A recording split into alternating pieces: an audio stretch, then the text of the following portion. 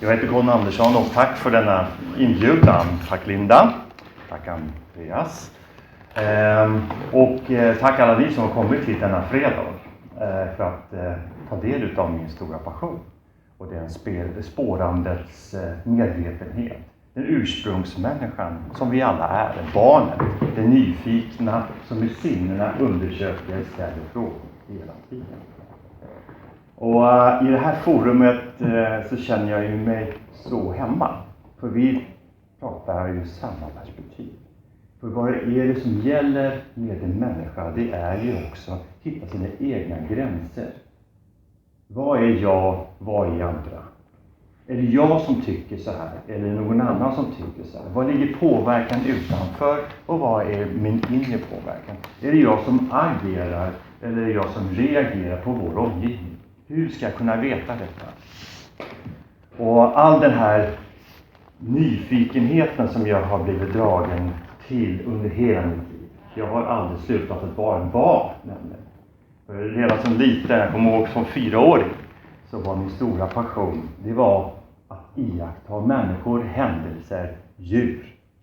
För att jag ville undersöka bakomliggande orsaker. Som alla barn är. Ni är ju barn allihopa. Olika åldrar bara. Och vad gör barn? Jo, de ställer frågor. De vill veta mer. De är vetgiriga. Har ni varit med om barn som håller på att ställa frågor? 1000 miljoner frågor. Vad är det? Varför det? Hur då? Hur kommer det sig? Det är barnets vetgirighet och längtan till utveckling och medvetenhet. Och av någon anledning så slutar vi ställa frågor. Vi blir vuxna, vi blir socialiserade, duktiga. Och vi blir matade av svar från andra. Istället för att vi börjar faktiskt bibehålla den här barnets nyfikenhet, äventyrsvärlden. Min bakgrund är att jag har då hela mitt liv längtat efter en stor frihet. När jag var 4 år gammal så tog jag mina föräldrar som strävade hårt varje dag, kommer från jobbet. Kommer hem trötta, slitna, upp på morgonen till jobbet igen. Och jag upplevde som 4-åring att det här är ett fängelse. Jag vill inte leva i ett sånt här fängelse. Det måste finnas någonting annat i livet som är mycket mer mening. Sedan dess så har jag hela mitt liv drivits åt att undersöka livets mysterium och mening. Och att skapa mig själv en frihet. Och genom att iaktta världen så har jag vetat mer om mig själv. Och mer om de val jag har medvetet gjort. Så hela mitt liv och har varit utifrån de här valen. Att bli mer seende, bli mer fri, bli mer nyfiken, bli mer vetgirig, mer levande. Och min dröm när jag var liten, det var att jag skulle ha ett yrke som gav mig frihet och utveckling, personlig utveckling. Som också gav någonting större än bara en lönesedel.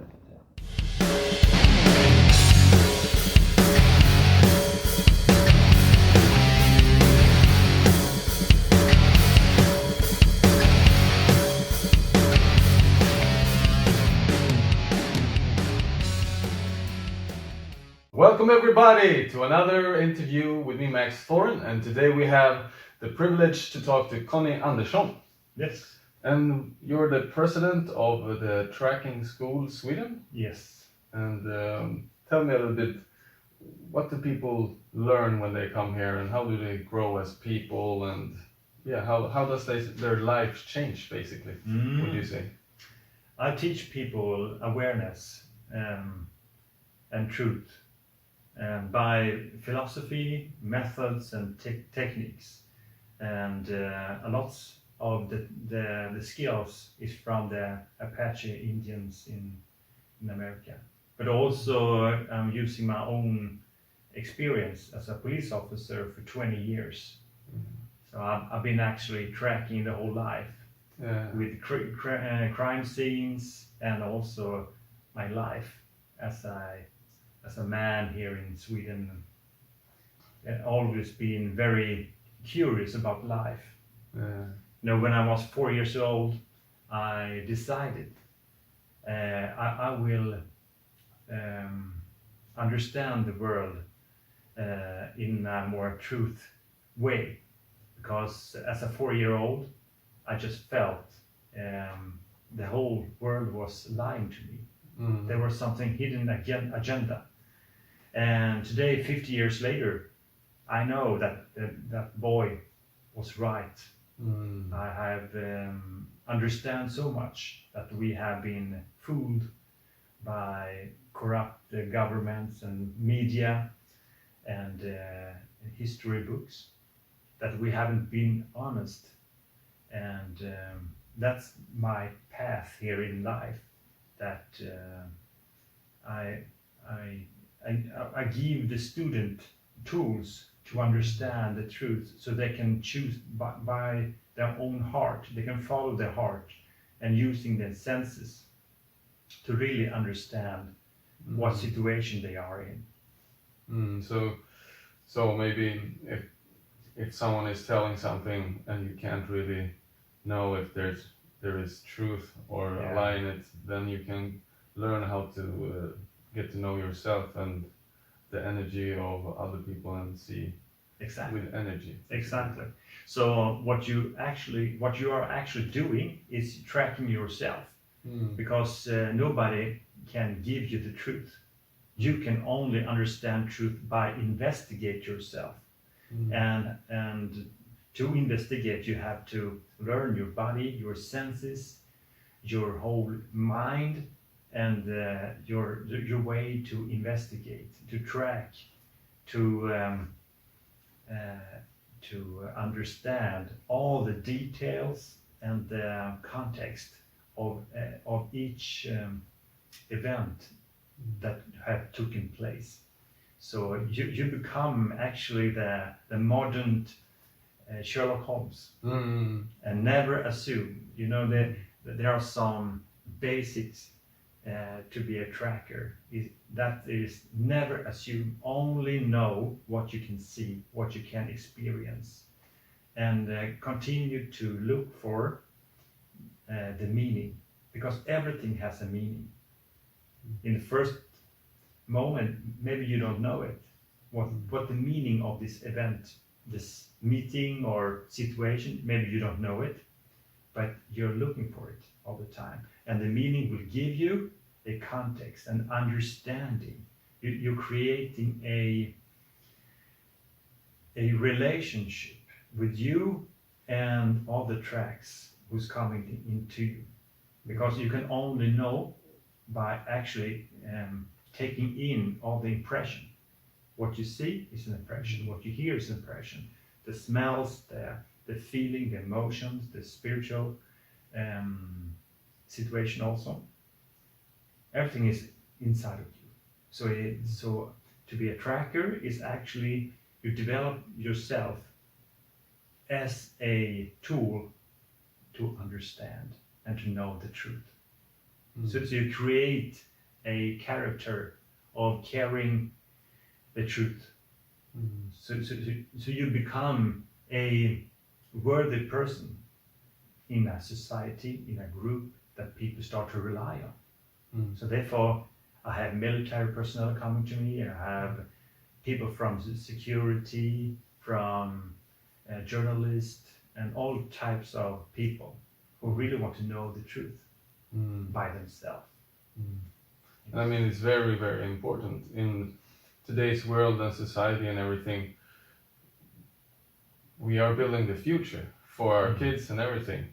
And for a long time, I think many wonder how so many weird and bad things are happening in the world. Yes. We are always showered with bad media.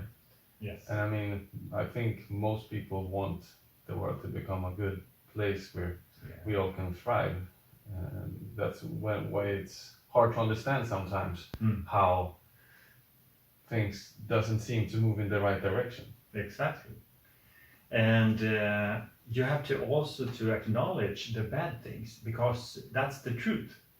And if you can't handle the truth, you can't change your situation, you can't build a better world. And everything has a meaning. And when you start to understand the meaningfulness in each of movements, events, action, reaction, you will start to reveal all the lies, and you start to see the truth. And then you become an independent, strong, moral being who create your own destiny, your own life.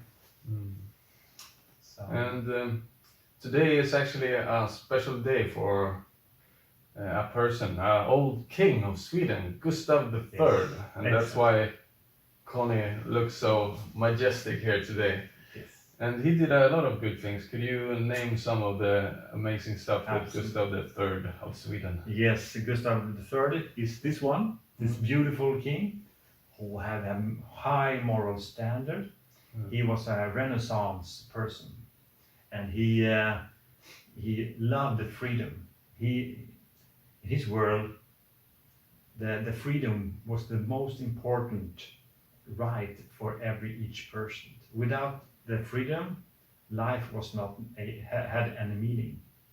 And today, the 29th of March, 1792, he died. He was murdered at an opera in Stockholm.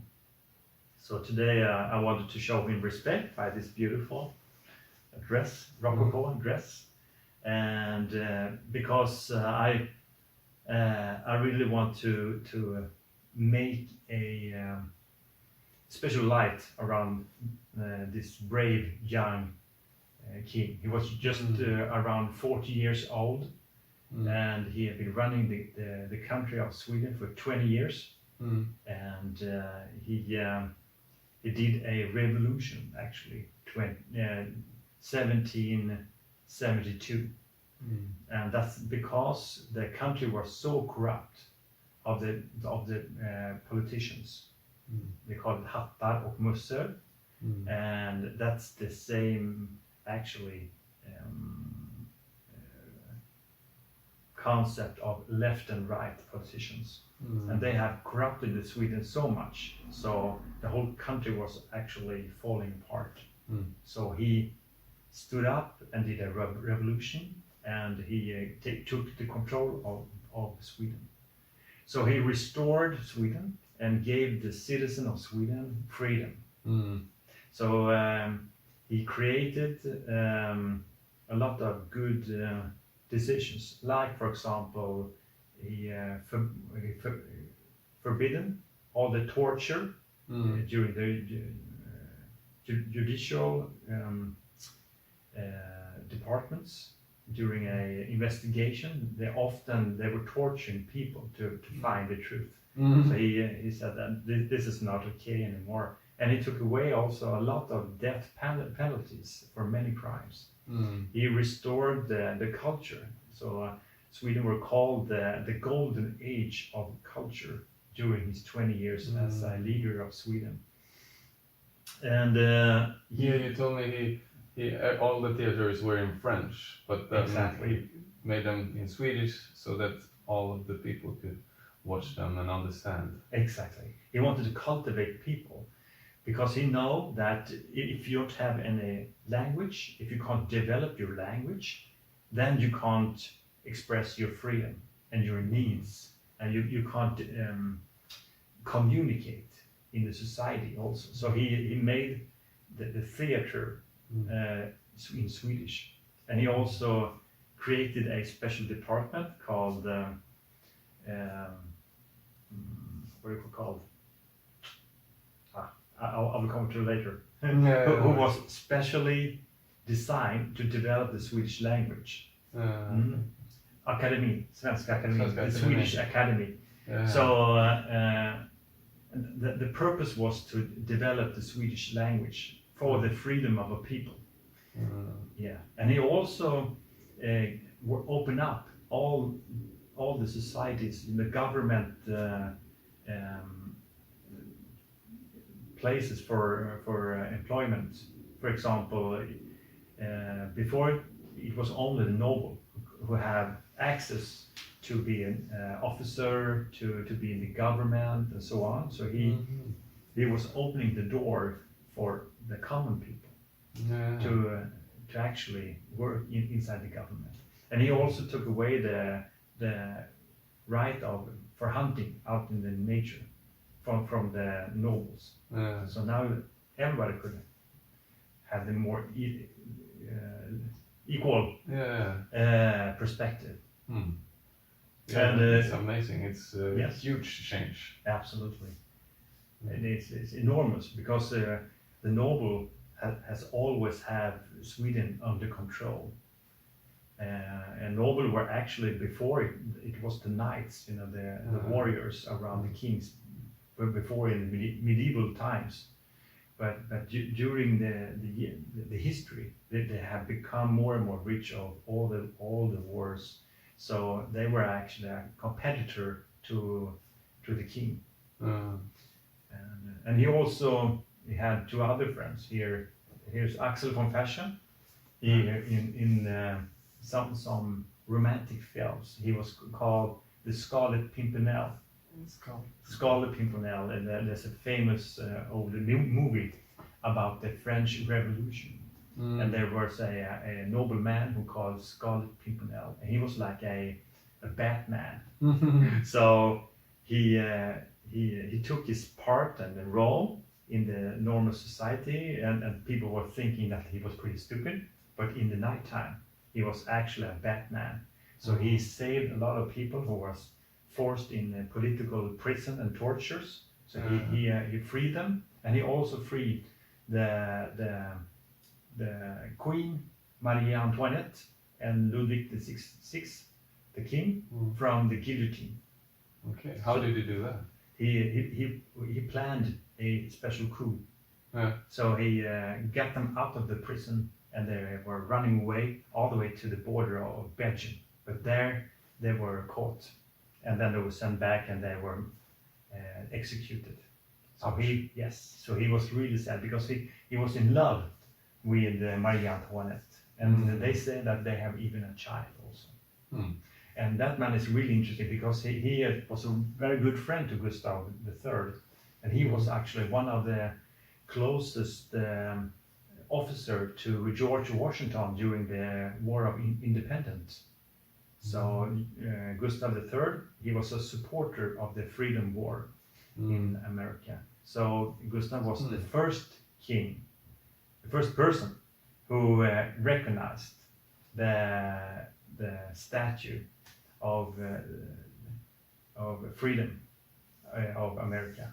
So he recognized America as a free country, the first one. So Axel von Fersen, he actually got a medal of Congress or something like that. So it was really high. Yeah, it's truly amazing people. Yes, fantastic. Interesting that he has a birthday exactly the day we do the interview. Yeah, we want to spread light and understanding and truth. Yeah, the Renaissance. Yes. Yeah, to be much more enlightened. Yes. Yes. The world is slowly waking up. Yes, absolutely.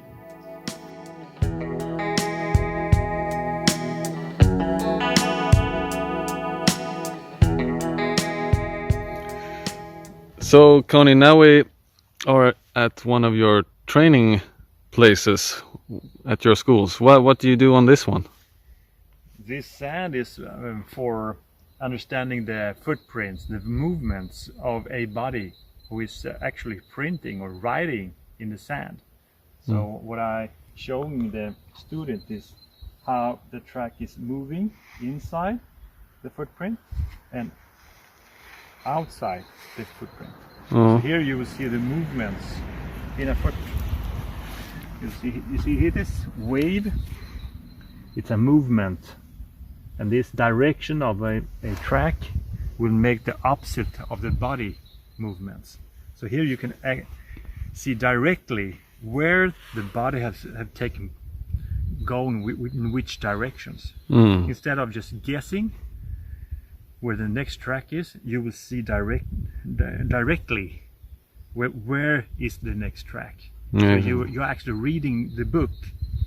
In every letter you will see the direction where it's coming from. But here also not only the movement of the body, you will also see the movement of your head, the hands, your body language. So the whole body is moving and the foot is actually like a pen writing in the sand. Yeah. So there are thousands of movements and prints into a footprint.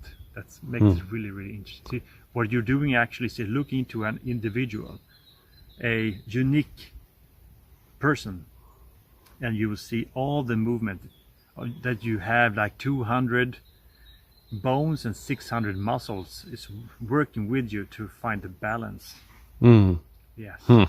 Very interesting.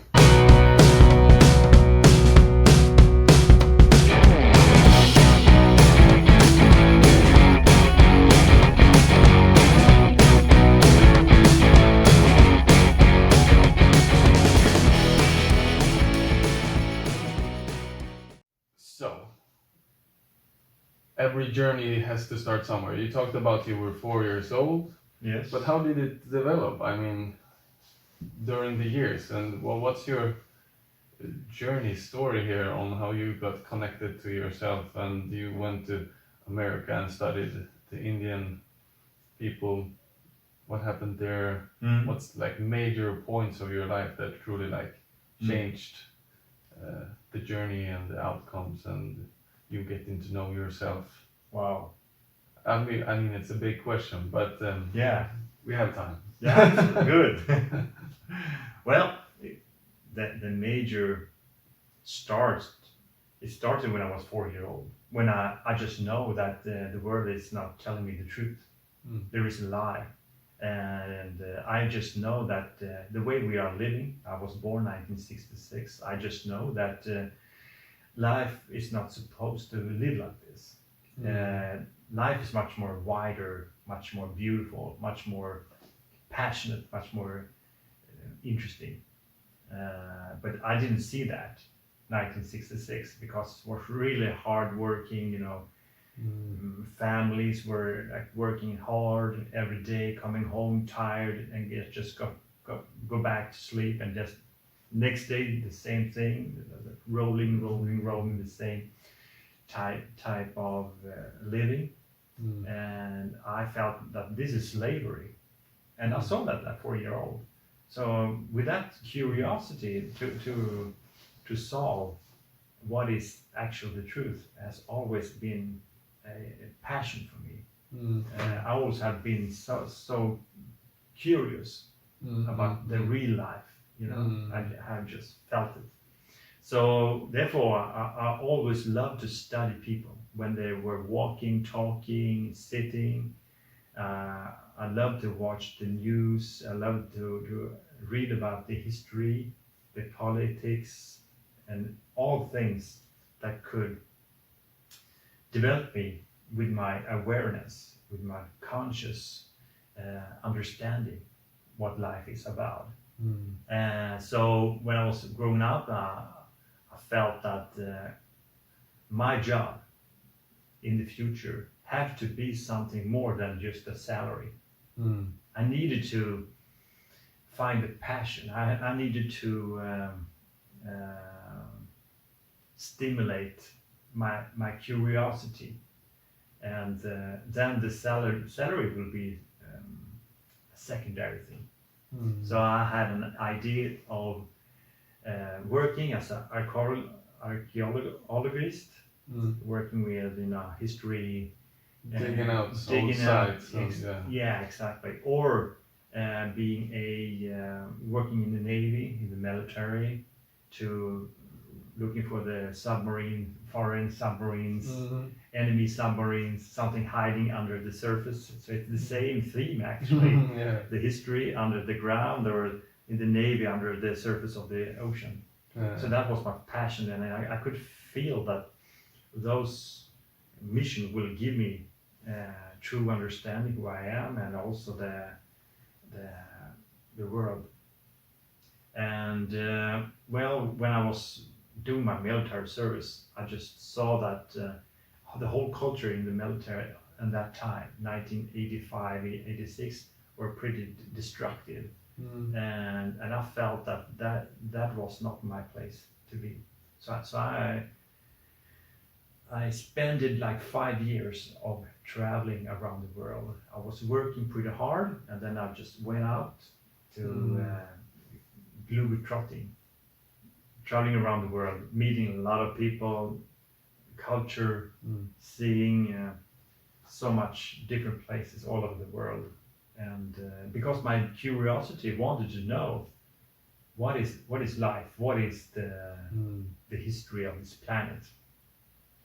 And after those 5 years, I started to figure out what I wanted to do, and I was thinking I wanted to work with people because I love to investigate the people's behavior. So I decided to go for the police academy, and I did that, and that took me 3 years. Those times it was 3 years education to be a police officer. So it's really ambitious police training, and that why I chose the police work, because that would give me some sense of meaning, a brother and sisterhood of people looking for truth and justice, and it will stimulate my curiosity and my passion for understanding. And you can use the crafts that you learn to get close to in your work every day. Exactly. So kind of what I'm trying to do now. I'm trying to find where I can put more to make work my everyday life path. Yeah. Because now I work and then I can go like you did before. Exactly. And you can't afford that, because if you need to have a work 8 hours every day, and then you need to have a passion 8 hours. So it will cost you too much.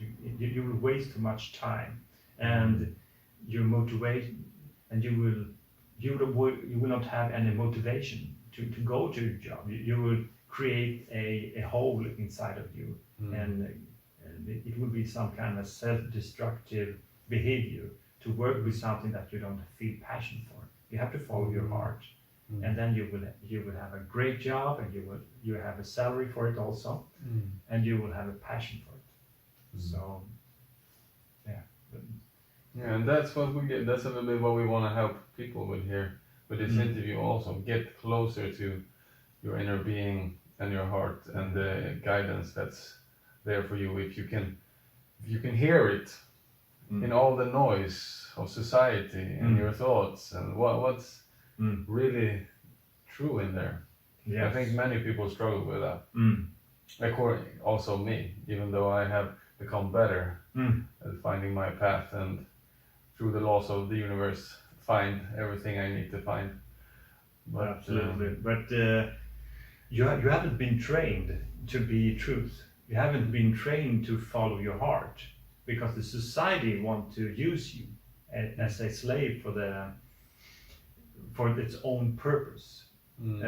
So if the society was honest, they would have given you tools, education, and training to follow your heart and make you a stronger, important individual for the society, because the society cannot be stronger than the individual who is carrying out the society. So it's a plan that you will not have so much training, so you will go your own way, but enough training so you will continue to work for the slave system. Yeah. So it's not for you to be blamed, because you haven't been informed.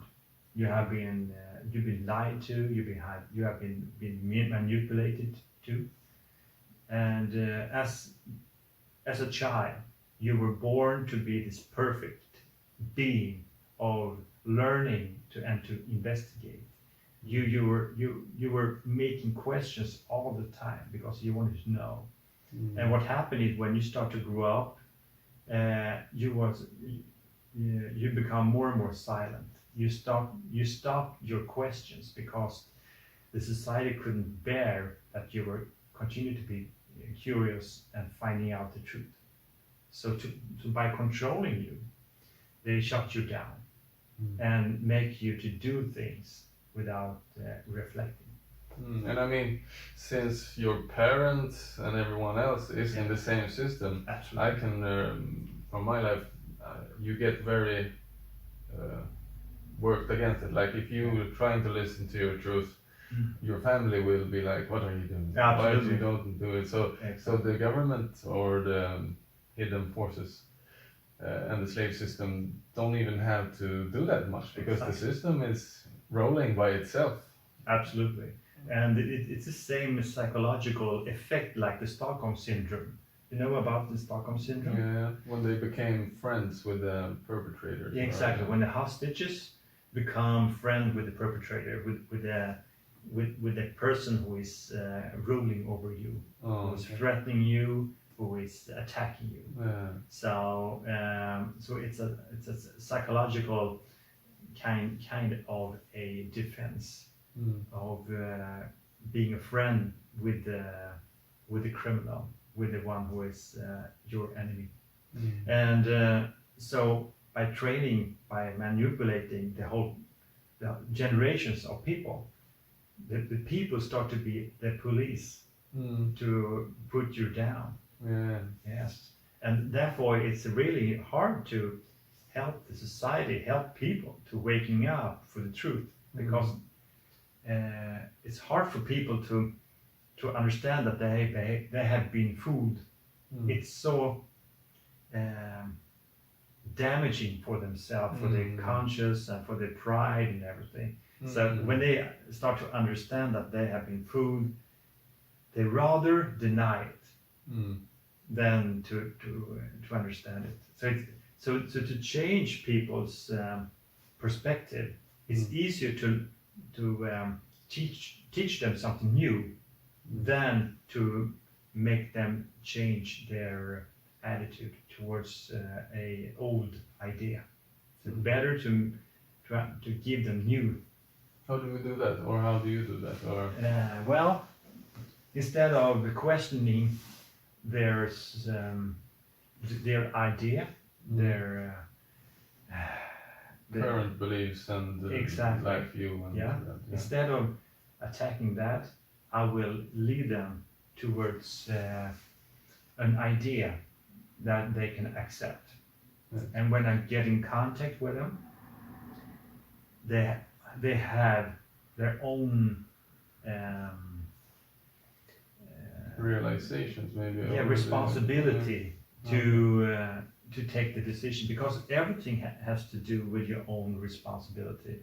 To understand the truth, you have to experience it yourself. You have to do your own study. You have to do your own investigation, because truth is from the Latin word of sum, and the same from India of Satnam, and that means I am. The truth means I am. I am the truth. So you can only understand truth by knowing yourself. So so nobody else can give you the truth. They can point at something, but you have to understand and work and investigate yourself. And that is the way of cultivating yourself as a human. So there is no other way around than do your work. Yeah.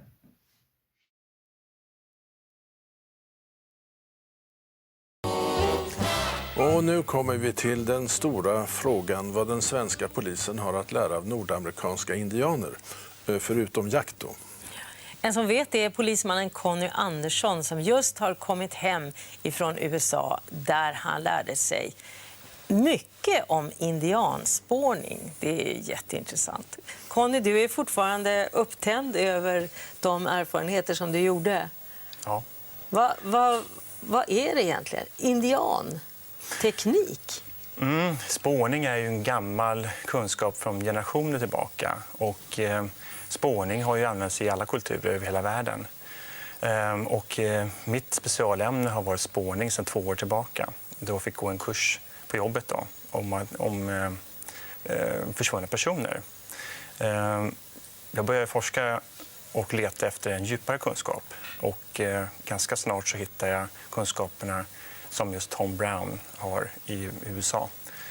Och han har ju lärt sig då spårning ifrån en Apache, Libyan Scout, som var ett nomadfolk i centrala delen av USA. Men vi talar alltså om att spåra människor, inte djur? Nej, man spårar allting egentligen. Man spårar de här scouterna, de var ju stammens ögon så att säga. Och de var ju tittare efter mat för det nomadfolket. Var någonstans man kunde hitta maten, vattnet bland annat. Och de var också skyddet för de här stammarna. Så de var ju den här spejaren så att säga, som vakade. Det låter som det är urgammal kunskap som man ska försöka tillämpa på dagens samhälle. Du har en bild med dig där du sitter i sandlådan kan man väl säga. Vi ska titta på den. Vad är det du ser och vad gör du här? Det är en tracking box och det är väldigt fin sand där man trampar ner och där man lär sig just fotspåret. Det som är så speciellt med just Tom Brown och den här skolan det är att man har fördjupat sig kring fot- och skospåret och man kallar det för pressure releases. Och i det här fot- och skospåret så finns det upp till 5000 olika småspår i mikro- och makroformat. Och det som är så intressant just med detta det är att man kan läsa individer. Oavsett om man byter skor så kan man läsa individen genom skorna. Hur man trampar?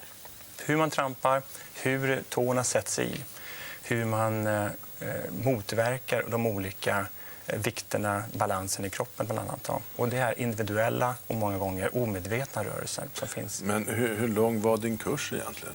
Det var 7 dagar. Jo, men alltså när det gäller spårning på den här nivån som du talar om nu, att man i ett fotavtryck skulle kunna avläsa personens ålder, vikt, psykologi, riktning, sinnesstämning, allt sånt.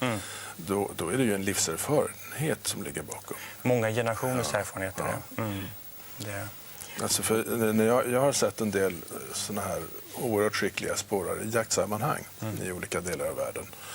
Och det är kusligt imponerande. Men då är det också personer som har gjort detta hela sitt liv från barnsben och framåt. Någon gång måste man ju börja dock, eller hur? Ja.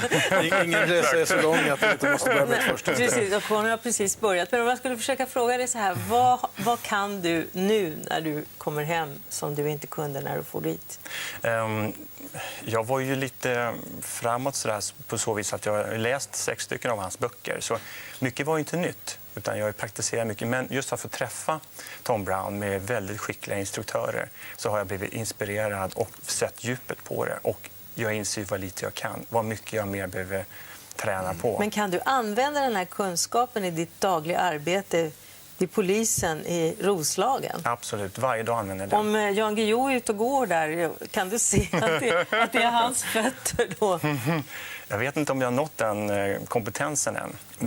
Men vad ska du som polis, eller vad ska den svenska polisen använda dina kunskaper till? Det jag tycker är så intressant perspektiv i spårningen det är också att den tränar medvetandet. Att man blir mer reflekterande, att man blir mer öppen för sin tillvaro. Det är inte bara att titta efter spår utan också titta efter där det inte finns spår och utesluta riktningar till exempel. Jo, men alltså, om vi nu bortser från, med all respekt, din andliga frid och din stora upplevelse. Så som snut, rent operativt, vad är det för spårande som kan komma in i jobbet? Jag vill ha konkret exempel. Jag har till exempel ett inbrott som är så himla vanligt nu för tiden, villainbrott bland annat. Så när man kommer till plats, polisman på plats, så kan man ju för första få bekräftelse. Har det skett ett brott? Vart någonstans i huset har de rört sig? Hur många gärningsmän har det varit? När skedde det här? Och vilken riktning har de gett sig iväg? Ofta så har ju gärningsmännen gett sig iväg långt. Vi kommer ju som poliser dit flera timmar efteråt då. Men det kan ge en operativ bild av gärningsmannen, hur han tänker. Detta förutsätter dock att polisen skulle utreda villainbrott, vilket ju är lite si och så. Men däremot försvunna personer, barn, åldringar och sånt. Och det råkar av någon anledning inte finnas hund på platsen då. Då Conny, då rycker du in. Ja, absolut. Är det egentligen Och då har vi stor nytta av dig. Absolut. Och glädje av din kurs Ja. i Amerika. och lite av hundarnas kunskap är det också som du förmedlar? Det som är intressant tycker jag det är att hundarna är väldigt effektiva. Speciellt när det är färskt spår och det är mörker. Där har hinner inte jag med. Men du kommer in där hunden inte finns och nu avbryter jag för det är nyheter. Ja, okej. Tack för att du kom. Tack så mycket. Sista nyhetssändningen.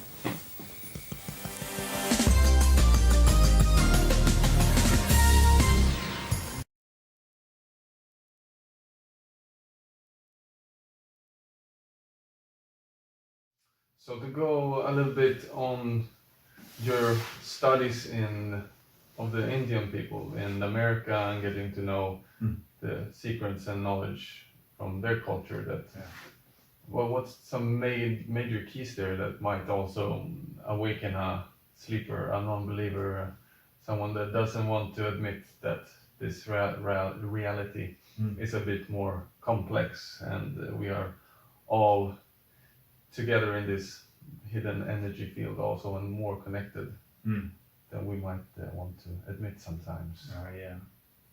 What I found out with the Native American culture was actually a really conscious culture.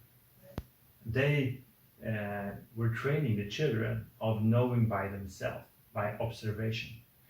The people didn't give the children so much answers. They gave them questions because they want them to be independent.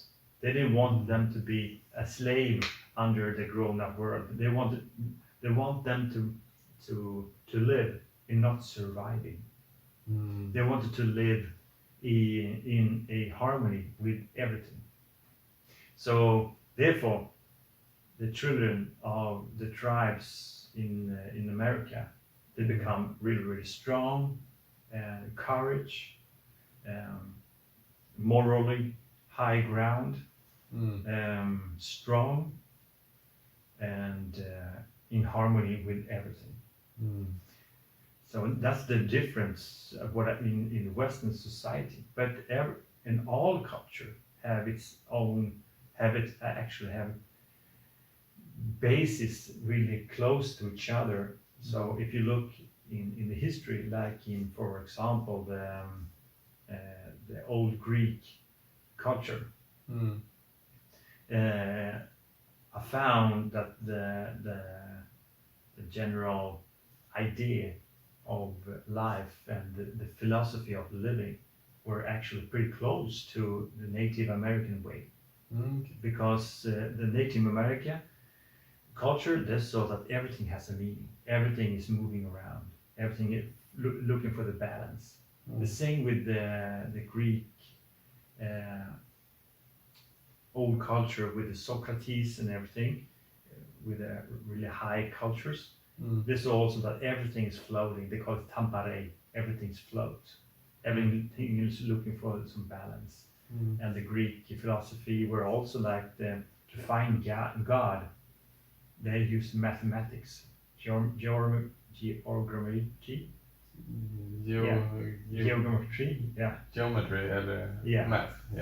mathematics, to actually communicate with God.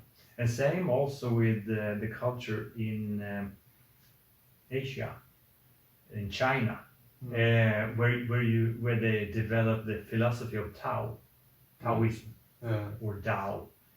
And it's about the two opposite forces who is cooperating with Tai Chi.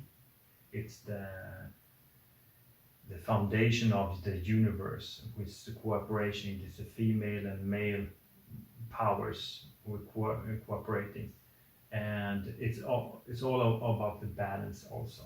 And I saw that also in the Aboriginals, trackers in Australia, bush people in Africa, and Viking up here in northern parts also.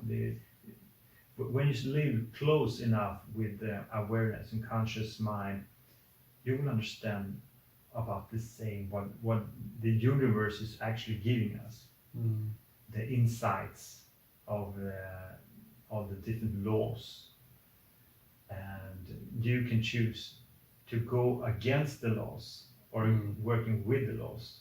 And most culture have understand that you have to work with the laws, the laws of nature, and the laws of spiritual practice also. And then life will flow and Will flow, exactly. So therefore, wherever you go, you see the same actual attitude towards life and the nature, and also the same attitude towards the spiritual life, towards God. So for someone that might want to open up now after we've been talking and thinking, okay, well, how do I get better contact with this world, or how do I start my journey to flow? Exactly. What would be some practical tips maybe for them? The practical is that first you have to work with yourself by observation. You can't know anything if you can't observe it. So you have to start with a different way of observing, understanding, and tracking what you see, what you understand. And the world, life is like a book. Just start reading it and you will know the truth. But today we don't have that practice. People are just running around and they never stop and start observing, and they never start making questions. Because when you start making questions, then you start to know. That's what Socrates said also. Only the one who make the questions can know. So you have to make questions to know. Otherwise, you can't know. You need the question, because a question is actually open up. It's an energy of direction, and it's controlling your senses. So when you start to observing with questions, you have your curiosity, natural curiosity in your whole energy field, who will help you. So it is all about you. And that's what I teach also. I give people different techniques and methods to start learning how to understand yourself and the world you are into. And nobody is normal. Everybody is unique individuals. People, animals, places, times, everything is unique. So when you start to understand that, when you start to see that, then you will understand the whole life is really holistic. Every moment is unique. And when you know that, when you start to see that, the whole life starts to be really, really interesting. It's like the Matrix. And When every question becomes an adventure. I mean, now people have to go on vacation to go on an adventure. Exactly. But I mean, a question could be a new adventure. So Absolutely. In every conversation you have, like we have here, it's investigation of life. It's something that you can thrive with the conversation. You can be much more seen. You can be mirrored by a person who can give you an energy, a guidance, and it's much more easier to help another person than yourself, because you can read the whole body language and the energy and everything. So if we start to actually track each other, investigate each other, then you will have the same effect of synchronicity, like the yin and yang. So 2 parts will be the third, and 3 parts will be 10,000s of opportunities. So when you have real meeting, and that's also really typical about when we talk about this beautiful king from 1770s, the Renaissance. That was the typical that they have mirrors with golden edges, and that was not only to see yourself if you have a good haircut or something. It was actually to meet yourself, to see the soul inside of you, and have the courage to see the life inside of you. So standing in front of a mirror were actually those times of enhancing yourself as a character. And they often had with them a pocket mirror, so they can look at themselves to understand who am I and how I'm looking and how I'm talking and I'm walking, and my leadership, my energy. You know, it's like have the courage to meet yourself in life. So that's the character. Then you're building your character to be a good person.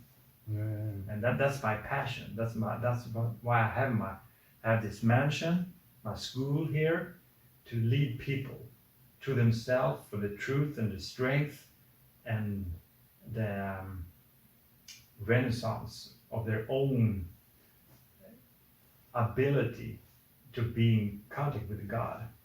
Yeah, it's amazing. I will definitely do my very best to join a course. You're welcome. And what can we talk about to continue?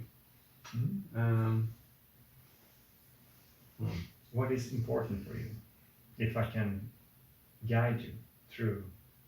Yeah, I mean, one of the questions is for people often want to change the world maybe, or they want to make it better, and what's the way there? Should they change themselves? Should they start a demonstration, a political party? Yes. And can they change themselves? What is the truth they know about? Do they know the truth about themselves? What are they doing? Are they doing their own truth or somebody else's truth? Or is their thoughts their own thoughts? Or is that something that they have been learning? Those questions are really important, because if you want to change the world, you have to change yourself. And if you want to build a house, you have to know what type of house you want to build and what needs, and feel the balance of it also. Because it's so easy to be kidnapped by all the emotions and feelings and attitudes through the media. The mass media is a mass psychosis who will make us sick of fear. And when you are so afraid, it's hard to think, feel, and determine the way in your life. And that's the meaning of scaring a person, because that's about controlling you. So what happens when you're getting afraid? Because you know that your body will react of a danger, and you have your tunnel vision, and the blood is floating away to your big muscles, and your brain will lose a lot of capability. So you will be more numbed. You will not feel so much, and your blood will get thicker because it will prepare to be hurt. Maybe if you lose a limb or you start bleeding, it will recover much more faster also. So today people are constantly living in fear-based lifestyle. They are surviving, even though they have good economy, they have food and shelter and everything, but they still live in that they are being hunted. They're not living anymore. They are surviving. So that the whole chemistry of the body will shut them down. And they will be triggered so easily by fear. So the whole mass media, my psychosis that this slave system have created is just controlling you. And therefore people are controlling each other. So there is only one way, is take back your truth and take back your... Exactly. Yeah. Exactly.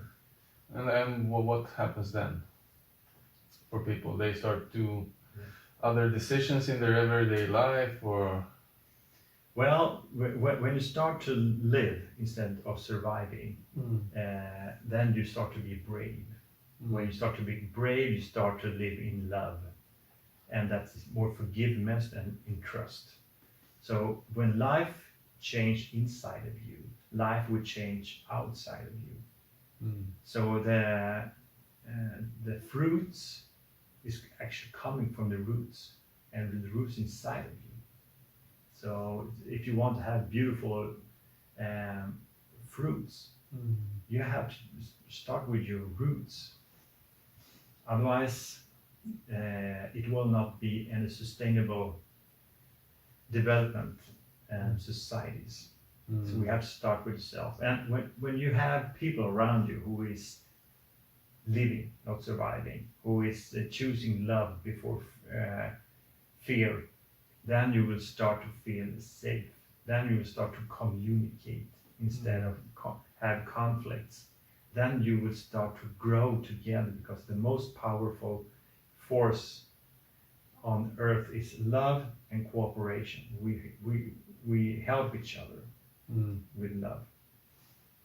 So that would change the whole system on this planet. No more wars, cooperate, forgive, understand each other, and controlling yourself. Not be controlled by others, but controlling yourself, and work with your character and standing up for who you are. Because when you start to knowing the truth, you will get attacked, because the truth is the power who will stop corruption and criminal activity directly, just like directly. So the person who's carrying the truth is actually a really powerful person. But if you want to carry those powerful energy of truth, you have to create and be stronger in character, because you have to stand up for the truth. Because the truth will set you free. It will set the people free from the slavery. And then when people start getting free, then they start to have all the powers, all the God-giving rights that we have. We are much more greater, more beautiful than we ever think we are. And I see that with my students every time I have my classes, when I lead them to life instead of surviving. The whole body become happy. The whole body start to working with you, not against you. And that's really amazing. And all the spiritual effect, side that we have also. We are spiritual people. That we have extraordinary capability to communicate with each other on long distances. We can communicate with God, with the whole creation. But we need to start working with ourselves. That's the happiness, true happiness. And how do you, like, if your friends or family or close ones or your bosses not accepting this new you, how do you still, I mean, in the start, maybe before you find your new tribe, it might be lonely. What's some tips to keep the strength and the faith up in the beginning of change? There is no other way than you have to choose. You have to take a decision. You have to decide who you want to be. Do you want to be afraid, or do you want to live in love, in true passion and truth? There is no other way. It's all about you. There is nothing about any other people. Nobody can make you afraid. You choose. Even though if they have a weapon against your head, you choose if you want to be afraid or if you want to choose love. Nobody can actually frighten you. And that's the training. More you train your character, the more genuine you will be also. The more stronger you will be, and people will start loving you more because they will start trusting you more also. So there is no shortcuts here. It's all about living truth and the truth is you. And more you understand about you, more you can observe yourself and investigate, track yourself and the world, the more closer to truth you are, and the more strength you will have also. Very, very interesting.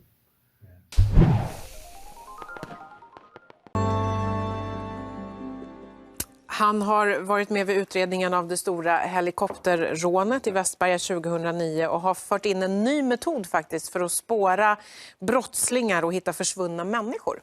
Metoden kommer från indianerna och det är en metod som alla kan ha nytta av. Vare sig att undvika faror på stan eller att bli framgångsrik på en dejt. Och där plingade det till i blicken på Peter Gide. Det är lite kul, men sån... Välkommen, Conny. Tack så mycket. Tack. Om du skulle beskriva tracking, vad är det? Om vi börjar beskriva, vad är spår? Vad är spår för er?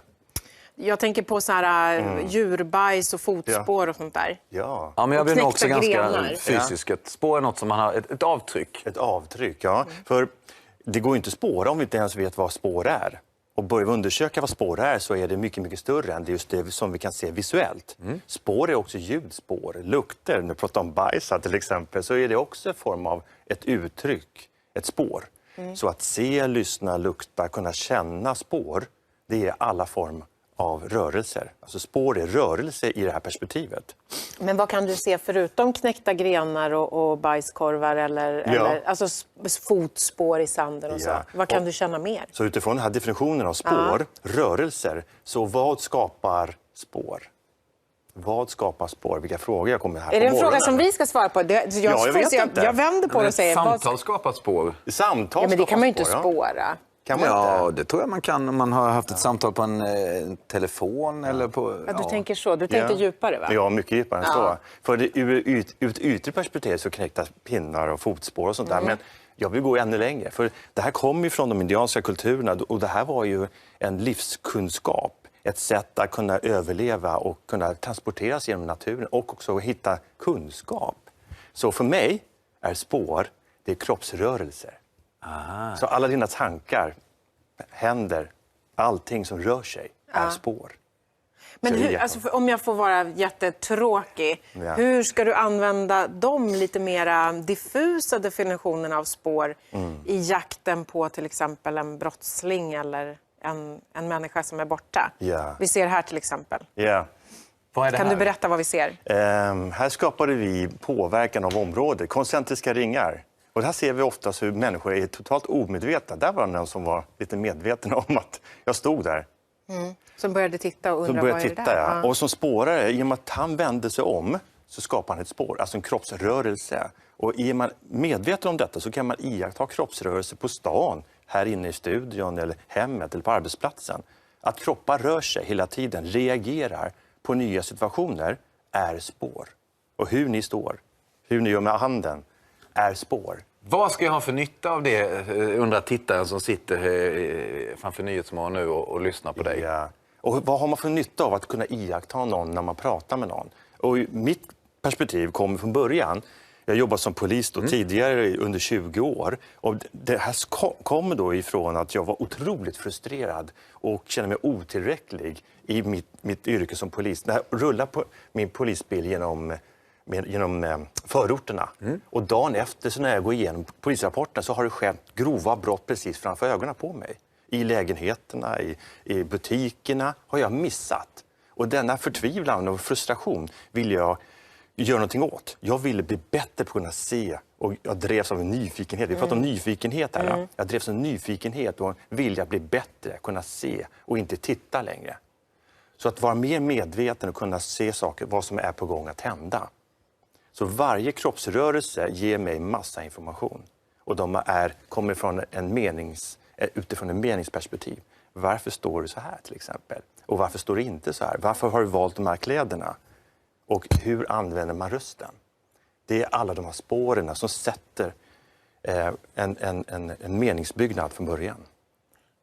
Nu tänker jag försöka göra det här. har Det är jättemånga frågor, men- otroligt fascinerande, men samtidigt så måste jag ändå försöka dra det till det mer konkreta. Ja. Om vi tar till exempel Västberga, rånet. Rånet där. På vilket sätt hade du då nytta av din djupare spårningskunskap Ja. i det fallet? Ja. På helikoptern där, runt helikoptern så hade man ju rört sig väldigt mycket ibland med polishundar och bombtekniker och sånt där. Och man hade sökt med hund också, inte gett någon större framgång. Och då är det väldigt viktigt att veta var har gärningsmännen gått ifrån helikoptern och var har de inte gått. Kan man utesluta och bekräfta spår?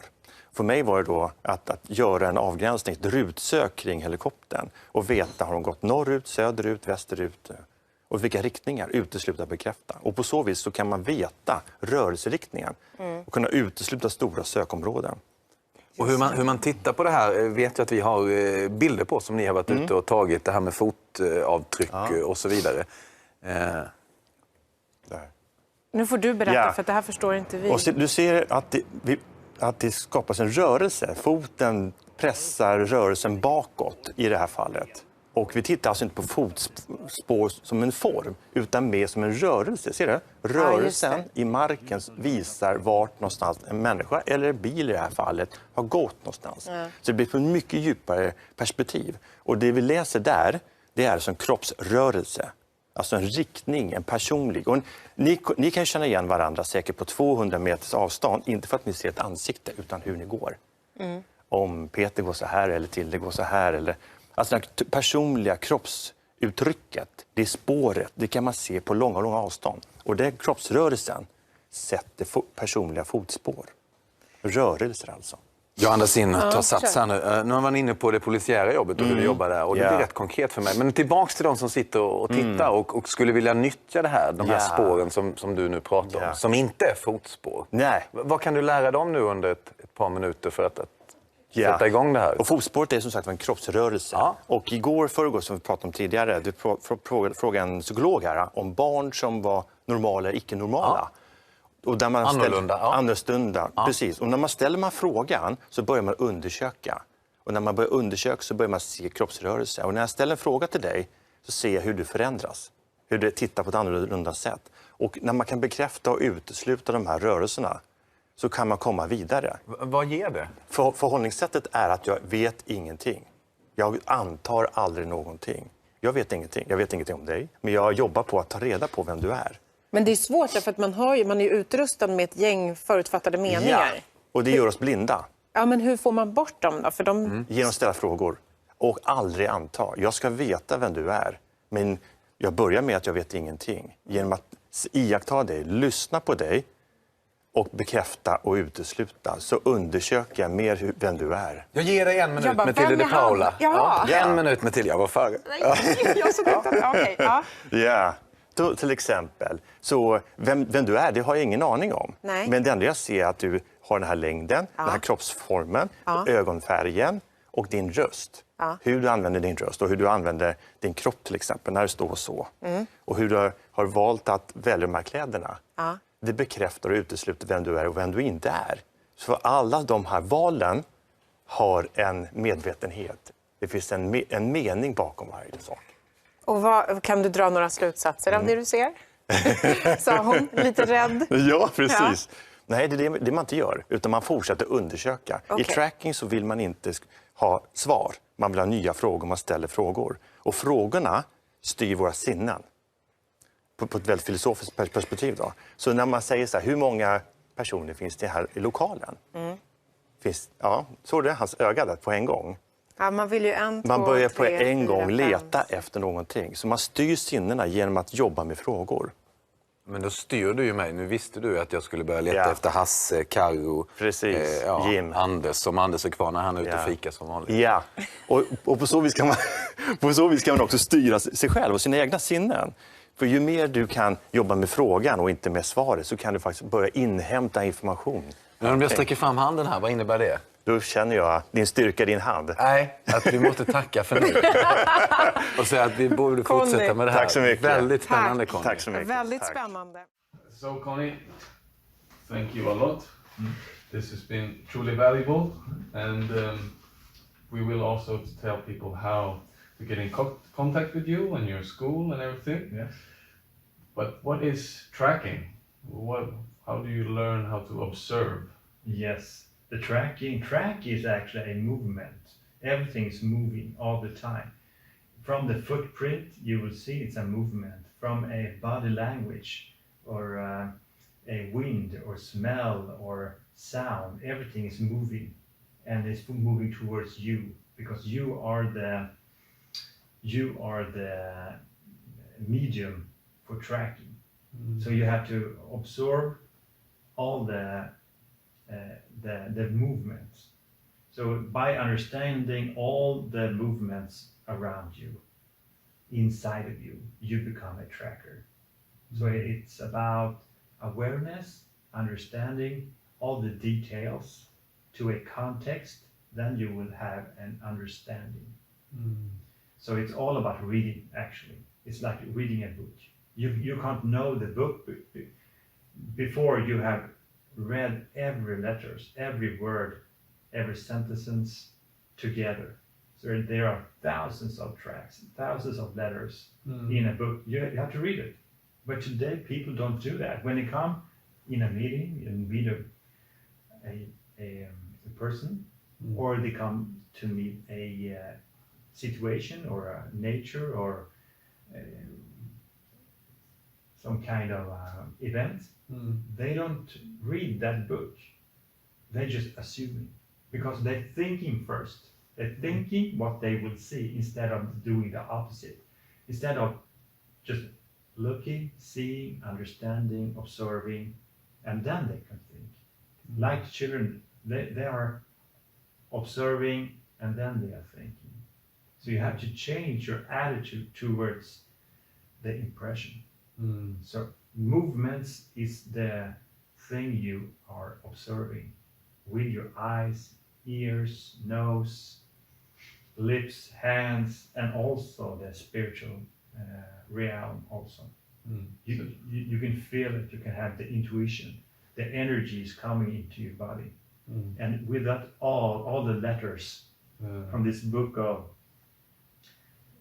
life, you can start reading, and then you will have a connection. And then you can start to trust yourself. Absolutely.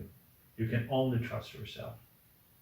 Yes. So when you use this when you were a police, do you have a situation that is practical, or so people might understand more? Because it's a complex subject for people that hasn't heard about it, or... Yeah, it is actually a really old, ancient way of understanding, to find your places, to find the truth of evidence and everything. It's maybe the oldest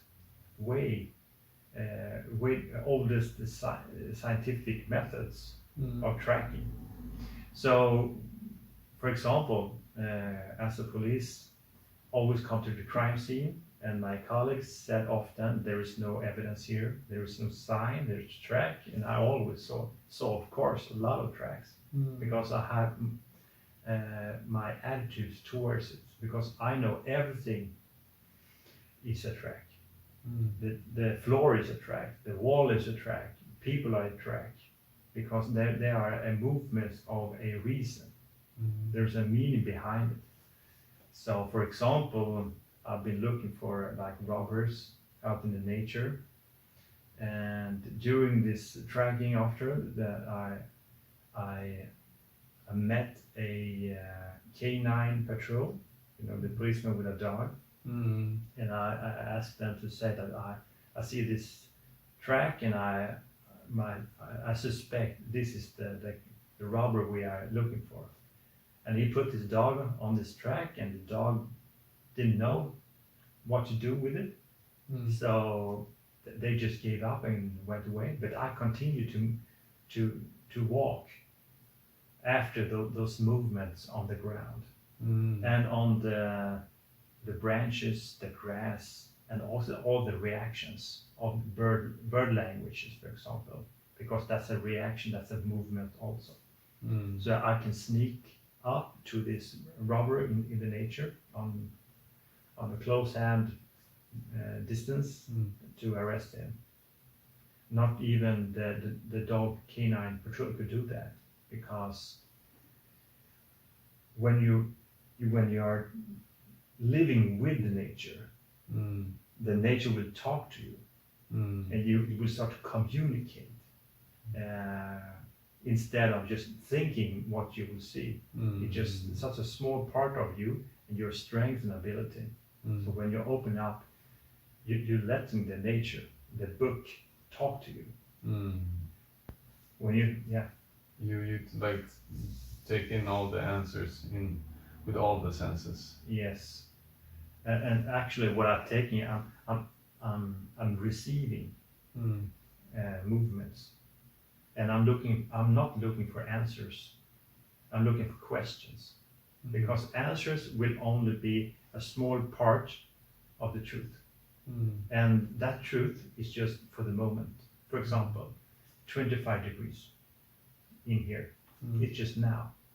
Maybe in 1 hour, maybe it will be 23, 24 degrees.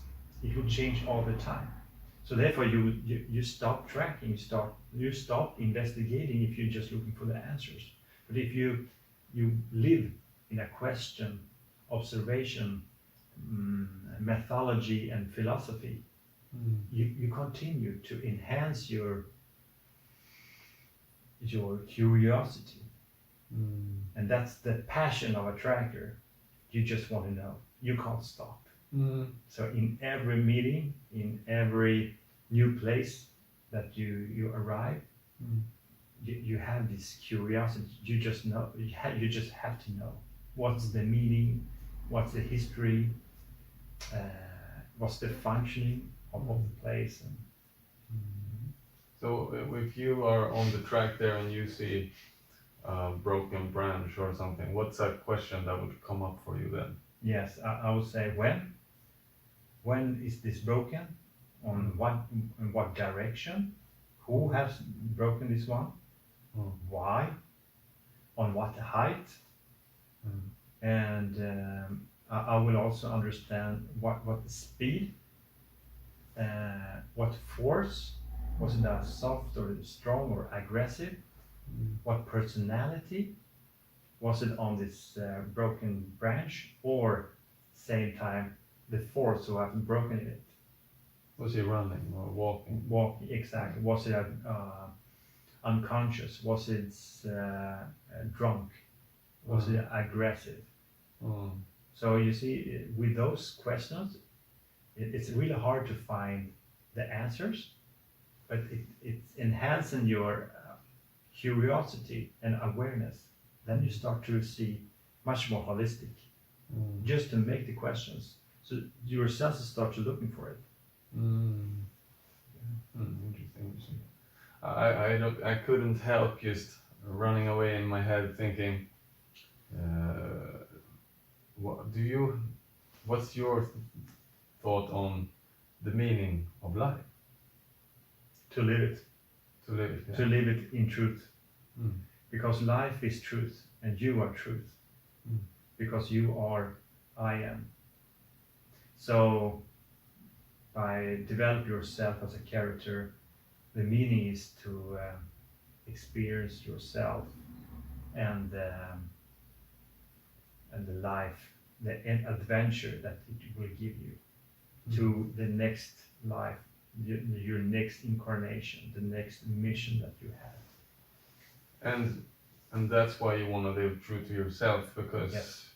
you don't want to get steered by what society or other people are thinking is the right path for you. Learn how to listen to you, and the greatest, most joyful life is ahead of you. Absolutely.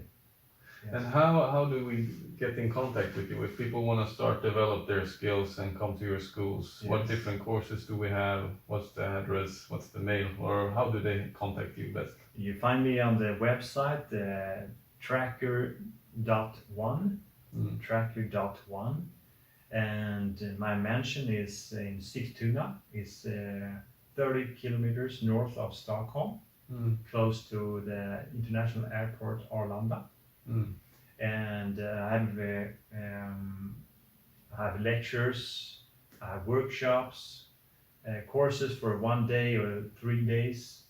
I have coaching also, and different spectra, depending what the client wants to develop.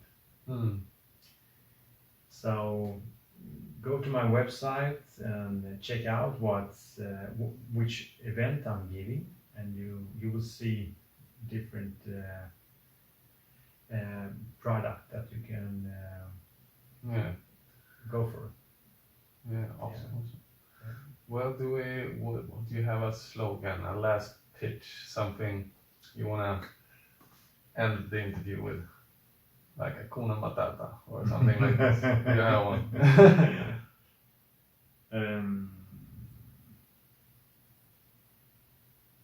Many talk about the current situation in the society and on this planet Earth, and they try to find a solution of it.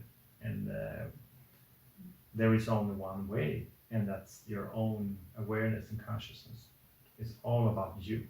It's not about them. It's all about you.